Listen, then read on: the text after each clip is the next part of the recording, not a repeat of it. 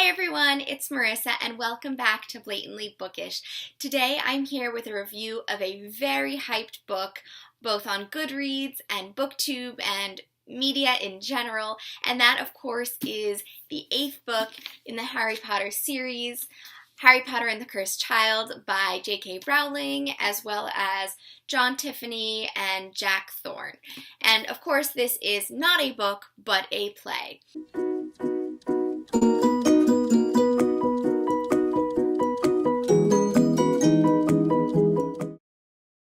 I went into this book with very, very low expectations. It's had such mixed reviews, very negative reviews. In fact, I haven't heard that many positive reviews, to be honest, about it. But I didn't read it right away, right when it came out. I read it last week. That's because all the mixed reviews, the fact that it was a play, I didn't run out to buy it.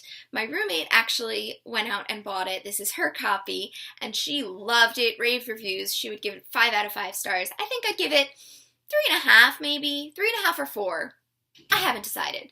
It had a lot of really great qualities about it, but I do recognize that it is not without fault. It does have some problems, some flaws, some pretty big flaws, and I'll get to those. Because it was a play, I think that my imagination had to go into overdrive. Plays in general, and this play is no exception, did not do the best job with characterization. It's not a novel. The descriptions are not quite as vivid as you'd like them to be, and it is because of that that your imagination needs to really take over and work. It reads so differently than the books.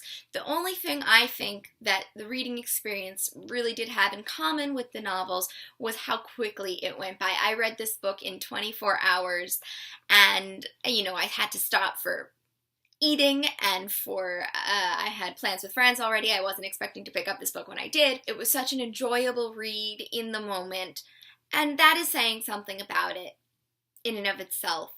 It was so great to be back in this world, to be a part of Harry Potter again. I don't think I was reading it so quickly for the plot, honestly, because the plot is problematic. I thought the plot of this play was extremely contrived. This entire play did not even need to happen. It didn't. I think it happened partially because Harry Potter fans wanted it to happen, because we're dying for the next installment in the Harry Potter series, but it just didn't need to exist. I think the 7th novel wrapped up the series pretty well, very well, and of course this is distanced from that, both in its format and its years. I mean, it takes place 19 years later.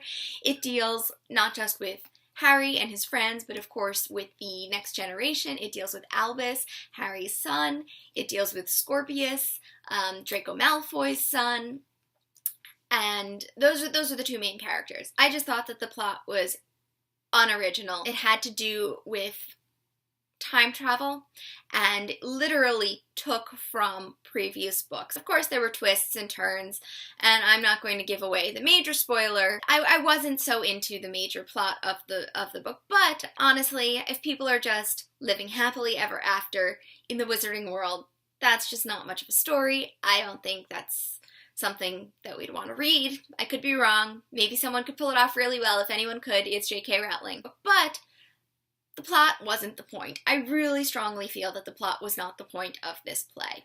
There was so much to be enjoyed about this play that had nothing to do with the plot, and that, of course, is the relationships both between Albus and Scorpius, as well as the relationship between Harry and his son Albus. So I loved the character of Scorpius. I thought he was incredibly well developed. I didn't actually like Albus that much, I'm not going to lie, but I thought that Scorpius was a really thoughtful character.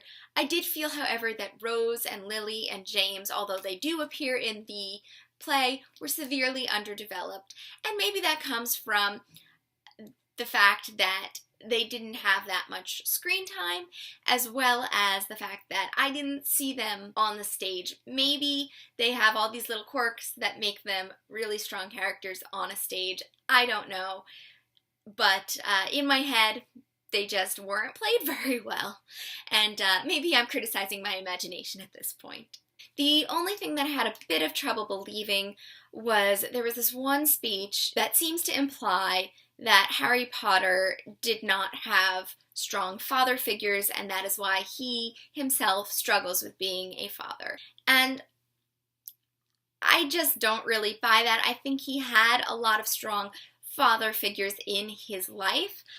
Whether those father figures translated into his ability to be a father, I mean, I could see that not happening. Perhaps he just struggles with being a father despite having father figures, but for him to actually acknowledge that he doesn't really have anyone to base his parenting skills off of, I felt like that was really just not accurate, and I would be curious to see what J.K. Rowling thought about that passage in particular, and what you guys think about that passage, because other than that passage, I thought it was just a fascinating exploration of parenting, of father-son relationships. I love the way that this play explored the burden that a child has because of their family, because of their class, in a sense. I want to call it class. It's basically Harry Potter houses and expectations based on those, as well as family expectations in general, lineage and inheritance.